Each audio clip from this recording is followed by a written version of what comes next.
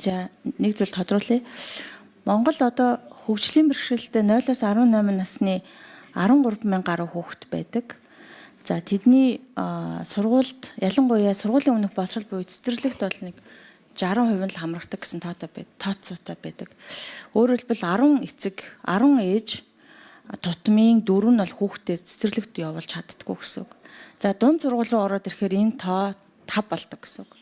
Тэгэхээр 10 ээж өнөөдөр гэртээ хөгжлийн бэрхшээлтэй хүүхэд төрүүлээд гэртээ хүүхдээ арах, ихэвчлэн ээжүүд гэртээ хүүхдээ арахаас өөр аргагүй болдог байхгүй.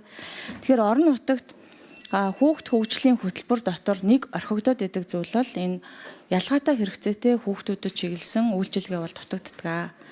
Би энэ хуулийн төсөлтэй холбогдуулан мөн одоо эрүүл хүн болох багасаа төслийн хүрээнд хөгжлийн бэрхшээлтэй хүүхдүүд ер нь хэр хамрагдчихсан бэ гэдгийг тодруулахыг авъя.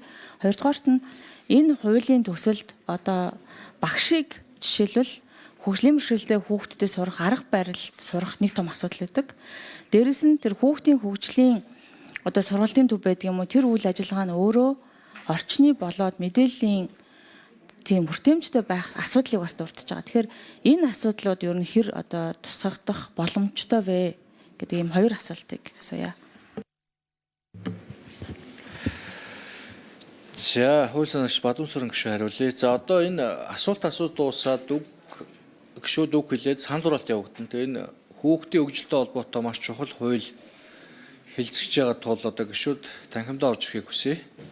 За Бадамсүрэн гишүүн хариулъя. За Саранчлан гишүүний энэ маш чухал асуудлаа.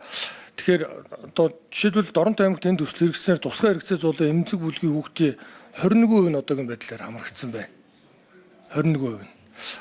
Хуулийн төслөөр бол тодорхой нөгөө хөгжлийн бэрхшээлтэй болон бусад одоо тусгай хэрэгцээтэй хүүхдүүдэд хандсан юм тусгай одоо заалт бол орсон байгаа.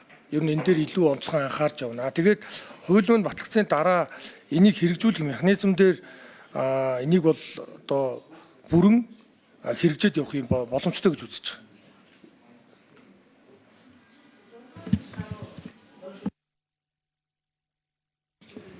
За Дүгрийн эргэлэгчийн асуулт асууя. За баярлалаа. Чухал хууль гэж харж байгаа. Тэгээ мэдээж анхдагч хууль болохоор наатай саатай юм байгаа л баг.